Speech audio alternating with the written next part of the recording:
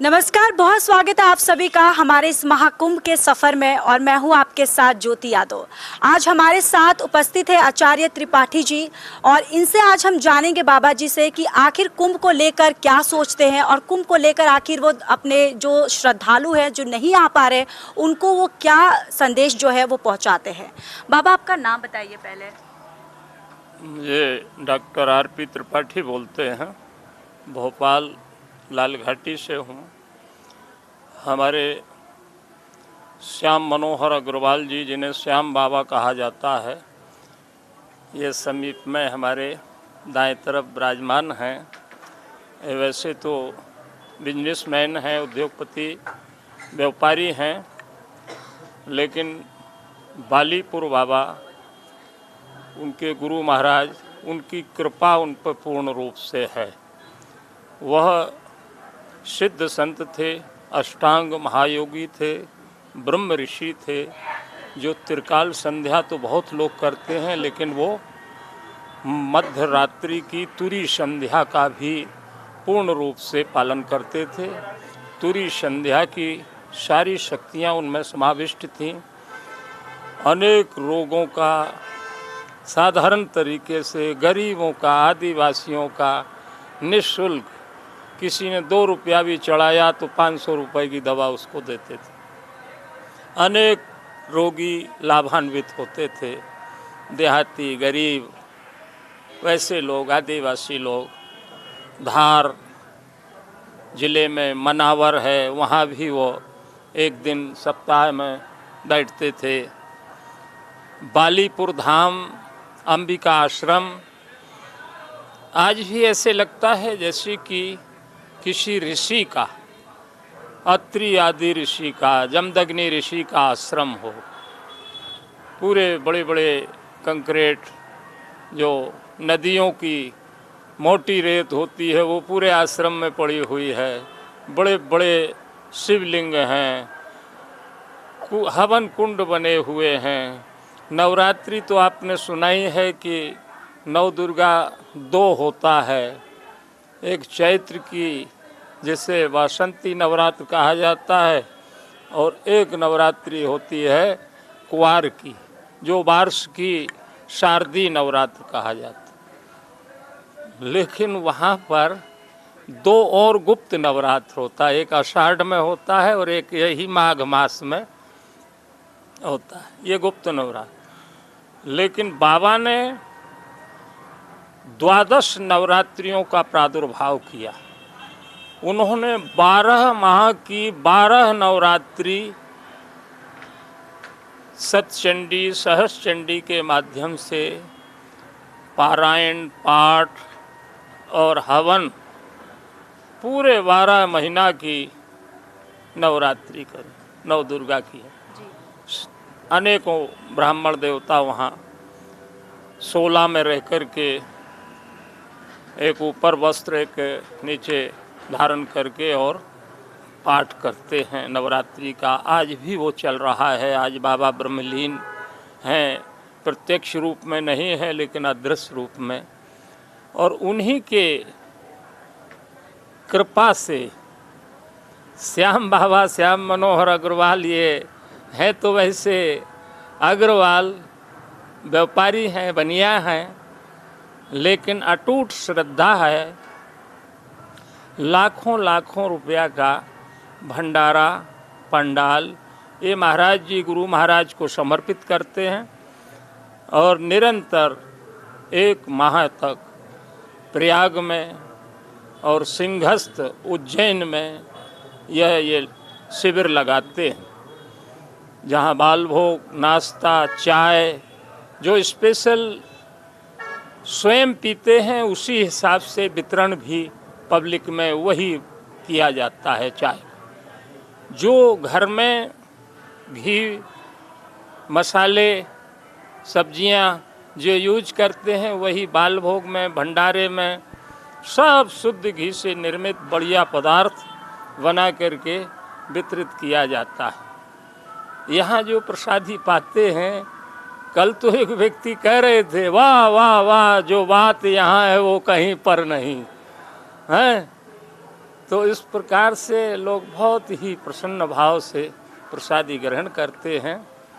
और प्रयागराज में अनेक वर्षों बाद यह महाकुंभ का अवसर, अनेक वर्षों बाद इसलिए कह रहा हूँ कि ये जो योग बना है, ग्रहों का योग बना है, जो मुहूर्त बना है, वो लगभग 150 वर्ष पहले ये योग हुआ था। जो इस बार के 2025 के महाकुंभ में आया। बड़ा अद्भुत योग है, बड़ा ही आनंददायक योग है और संसार के कल्याण के लिए योग बना है। इसी से समझ लीजिए कि राजा धार्मिक होगा। तो राजपाट तो आज है नहीं, प्रजातंत्र है।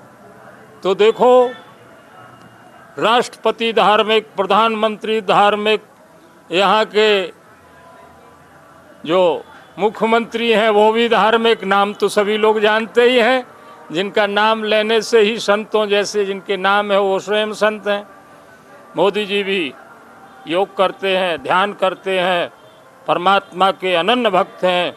जो काम आज तक बड़े बड़े राजा रईस हुए, महाराज विक्रमादित्य जैसे साक्षात इंद्र का अवतार था, 9 रत्न थे बड़े बड़े विद्वान, उन्होंने तीर्थों का उद्धार किया था।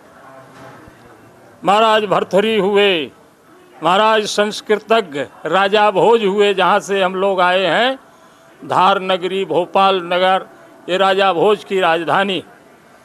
वहाँ से बहुत बड़े बड़े राजा रईस हुए, यहाँ तक कि धर्मराज युधिष्ठिर भी हुए। और अयोध्या में भी बहुत नरेश हुए। अनेक जगह अनेक राजा महाराजा, सम्राट पृथ्वीराज चौहान जैसे हुए। किंतु जो बात आज मोदी की, जो परमात्मा ने नरेंद्र भाई मोदी को ये अवसर प्रदान किया, ये जो करके दिखा दिया, राम जन्मभूमि आज की नहीं है, त्रेता युग की है। जिन राजाओं के मैंने नाम बोले हैं वो भी इस संकल्प को करना चाहते थे, लेकिन उनके लिए प्रभु ने वो अवसर नहीं दिया। बिल्कुल आचार्य जी, जिस तरीके से आपने कुंभ का महत्व बताया, आपने अपने गुरु गजानन जी के बारे में बताया कि किस तरीके से उन्होंने, किस तरीके से ये पूरी उपलब्धि जो है उन्होंने हासिल की है। क्या आपने गंगा में ये संगम स्नान कर लिया है? संगम स्नान मकर संक्रांति के संक्रमण काल में धनु राशि से मकर राशि में जब सूर्य संक्रमण करते हैं, माघ मकर रविगत जब होई, तीरथ पतहि आओ सौ कोई। सारे संसार के ही देवता नहीं, चराचर जगत के अतल वितल सतल तलातल रसातल भूर भौर स्वर समस्त वैकुंठ से भी देवता, चाहे वो ये माताओं के रूप में हो, श्रद्धालु भक्तों के रूप में हो, संतों के रूप में हो, ब्राह्मणों के रूप में हो, कल्पवासियों के रूप में हो, पशु पक्षियों के रूप में, जहाँ तक कि मानव रूप धारण करके सब आते हैं। और ये प्रयाग की भूमि में सब तप करते हैं, आनंद लेते हैं। यमराज भी आते हैं 14 गणों सहित, सबका लेखा जोखा रखने के लिए। कौन कितना दान कर रहा है, कौन कितना भजन कर रहा है, कौन कितना स्नान कर रहा है, कौन कितना श्रद्धा कर रहा है, कौन कितनी बदमाशी कर रहा है, कौन कितनी बेईमानी कर रहा है, सारा लेखा जोखा यमराज भी सबका रखते हैं।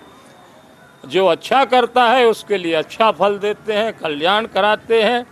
जो लोग महाकुंभ में ये पर्व स्नान है, ये राजसी स्नान है जिनको पहले शाही स्नान कहा जाता था, और जो अन्य दिनों के भी स्नान हैं वह सभी पूर्ण फल देते हैं। चाहे वो किसी पर्व में स्नान करें, चाहे राजसी महापर्व के स्नान हो, मौनी अमावस्या का हो, बसंत पंचमी का हो, मकर संक्रांति का हो, पूर्णमासी का हो, चाहे एकादशी का हो, आज गणेश चतुर्थी है, गणेश चतुर्थी का हो, नित्य के स्नान पूर्ण रूप से फलदायी हैं। कभी भी कोई भी व्यक्ति ये पूरे 26 फरवरी तक कभी भी, वैसे तो 12 महीना यह धाम ऐसा है स्नान का फल होता है, लेकिन ये विशेष से भी विशिष्ट फल प्राप्त होता है और होगा।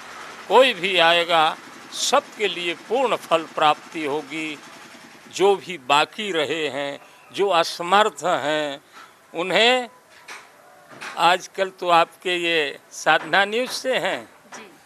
साधना न्यूज़ और भी जो चैनल हैं, ये आप लोगों की बड़ी कृपा है कि जो कोने कुचारे में भी, गांव देहातों में भी जो माताएं हैं, बहनें हैं, बुजुर्ग हैं, विकलांग ऐसे माने दिव्यांग हैं, इस प्रकार के जो भी व्यक्ति हैं, यहाँ तक कि विधर्म वाले भी हैं, उनको भी ये कुंभ, ये महाकुंभ कल्याणकारी है। ये आपके माध्यम से उन तक भी ये स्नानों का दर्शन कर लेते हैं, गंगा जी का दर्शन कर लेते हैं। महाकुंभ का पूरे चैनल से आप दिखा दे रहे हैं। जो उस प्रकार के लोग हैं वो इसके माध्यम से भी दर्शन अगर करते हैं तो उनको पूर्ण फल होगा, और उसका कुछ फल तो आपको भी होगा, आपके चैनल को भी होगा। आप ज्योति यादव जी साधना न्यूज़ से, और भैया कैमरा नवल जी, और हमारी बहन अंकिता जी, यह अनेक लोगों के साथ साधना न्यूज़ की टीम यहाँ पूरे महाकुंभ को कवर कर रही है। ये धार्मिक, पवित्र और दिव्य और वास्तविकता को दर्शा रहा है। ये चैनल बहुत ही श्रेष्ठ है। इनको हम खूब खूब धन्यवाद देते हैं। सबको खूब फल मिलेगा। जो आओ, जो नहीं आ सकते वहाँ से भी दर्शन करो। करीब करीब 40 करोड़ पब्लिक का यहाँ स्नान का पूरे महीने भर में, मैं तो कहता हूँ कि शायद ये गिनती तो मानवों की है, देवता तो अनगिनत हैं। 33 करोड़ देवता हैं, 33 कोटि देवता हैं, वो सब आए हुए हैं, सब आते हैं। सभी अदृश्य रूप में, दृश्य रूप में, इन संतों में, इन बहनों में, ये माताओं में, ये अभ्यागतों में, ये भीख मांगने वाले भी हैं, उनमें भी जो दरिद्र नारायण हैं, उनमें भी कोई किसी माध्यम से, कोई किसी माध्यम से सेवा और इस महाकुंभ का आनंद ले रहे हैं। ये नाग वासुकी भगवान का जो मंदिर है वो पाताल से नाग वासुकी प्रकट हुए। किले में जो पाताल कोट के देवता हैं, तो ये प्रयागराज पाताल भी है, और बैकुंठ से सब स्वर्ग से गंगा उतरी है, यमुना उतरी है, और सरस्वती जी उस किले में सरस्वती कुंड के रूप में विराजमान है। और अक्षय वट जो देव कोटि का वृक्ष है, जिसके दर्शन मात्र से कल्याण होता है। और भगवान बेड़ी माधव इस महाकुंभ के, इस प्रयागराज के अधिष्ठात्री देवता हैं। जैसे महाकाल उज्जैन में है, काशी में भगवान विश्वनाथ हैं, वैसे ही भगवान नारायण विष्णु जो है यहाँ बेड़ी माधव के नाम से दारागंज में स्थित मंदिर। वैसे तो 12 पूरे सभी दिशाओं में 12 माधव प्रयाग में विराजमान रहते हैं, और हनुमान जी सबकी रक्षा करते हों लेटे हुए, और माँ गंगे सबका कल्याण करती हैं। हर हर महादेव। श्री गुरु महाराज की जय। बहुत ही सुंदर आचार्य जी, जिस तरीके से आपने इस शाही स्नान का आपने महत्व बताया, आपने कुंभ के बारे में कुंभ का जो महत्व है वो आपने बताया, और साथ ही साथ आपने हमें आशीर्वाद भी दे दिया, हमारे चैनल की भी तारीफ आपने कर दी।